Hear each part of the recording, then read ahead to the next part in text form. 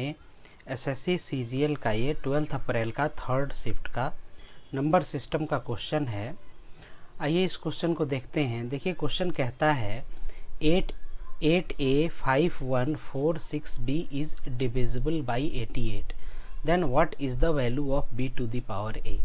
तो अगर हम यहाँ पर ध्यान से देखें तो ये जो नंबर है, हमारा नंबर यहाँ दिया हुआ है 8A5146B। तो ये क्या होना चाहिए, 88 से डिविजिबल होना चाहिए। ठीक है, ये जो है ये 88 से डिविजिबल होना चाहिए, यानी 88 से डिविजिबल होना चाहिए। तो यानी इसका मतलब है कि ये जो नंबर है वो 11 और 8, ठीक है, दोनों से डिविजिबल होना चाहिए। ठीक है, क्योंकि 11 एक प्राइम नंबर है और जो बच जाएगा वो क्या बचेगा, 8 बचेगा। 11 इंटू 8 88। तो सबसे पहले क्या करें, 8 से डिविजिबिलिटी का चेक करें। ये जो नंबर होना चाहिए ये 11 और 8 दोनों से डिविजिबल होना चाहिए। तो आप जानते हो कोई भी नंबर 8 से डिविजिबल तभी होता है जब उसके लास्ट के जो 3 डिजिट्स हैं वो डिविजिबल बाई 8 होने चाहिए। जैसे 4 6B जो है ये डिविजिबल बाई 8 होना चाहिए। ठीक है, तो ये होल नंबर डिविजिबल बाई 8 हो जाएगा। तो हम 8 से डिवाइड करें इसको, 4 6 और ये क्या है B, तो ये क्या हो जाएगा 8 5 40, यानी ये आ गया 40। ठीक है, 6 आया और ये B आया। तो अब ये बताओ कि यहाँ B की जगह कौन सा डिजिट हम पुट करें कि ये 8 से डिविजिबल हो जाएगा। तो ये सीधे सीधे दिख रहा है, अगर यहाँ पे B की जगह 4 हो तो ये डिविजिबल हो जाएगा। ठीक है, तो यानी B की वैल्यू क्या होनी चाहिए, B की वैल्यू होनी चाहिए 4। तो अब हमें ये पता चल गया कि B की वैल्यू क्या है, 4 है। तो हमारा नंबर रिड्यूस क्या हो जाएगा, 8A5146 और B की जगह 4। अब आप जानते हो अब 8 से डिविजिबिलिटी तो हो गई। अब क्या है कि 11 से डिविजिबिलिटी। तो 11 से डिविजिबिलिटी का रूल कहता है कि सम ऑफ इवन प्लेस पे जो नंबर्स हैं उनका सम और ऑड प्लेस पे जो नंबर्स हैं उनका सम, ये उसका डिफरेंस क्या होना चाहिए, या तो 0 हो या डिविजिबल बाई 11 हो।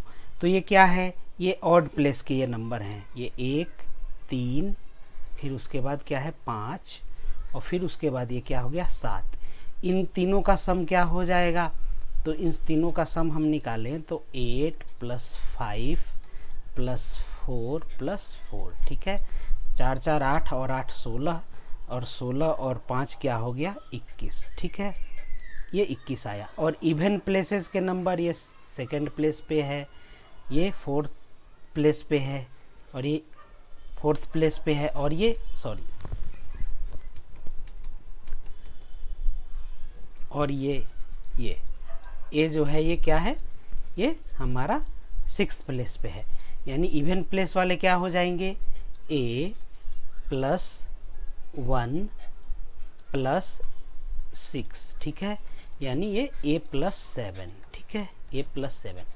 अब ये 11 से डिविजिबल तब होगा जब ये ऑड प्लेसेस के जो नंबर्स हैं उनका सम और इवन प्लेसेस के जो नंबर हैं उनका सम, उन दोनों का जो डिफरेंस है या तो 0 हो जाए, तो ये 21 और माइनस A + 7।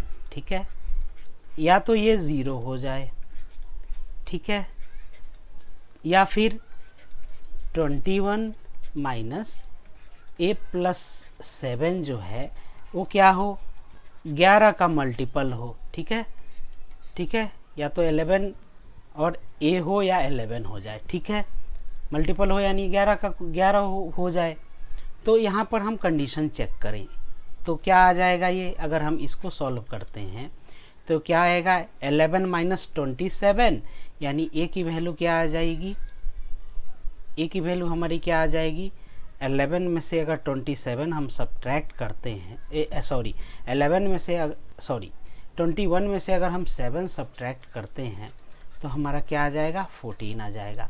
लेकिन ये क्या ए की वैल्यू 14 हो सकती है? नहीं हो सकती है, क्योंकि ये तो सिंगल डिजिट का नंबर होना चाहिए, ये तो क्या है, डबल डिजिट का नंबर है, तो ये पॉसिबल नहीं है।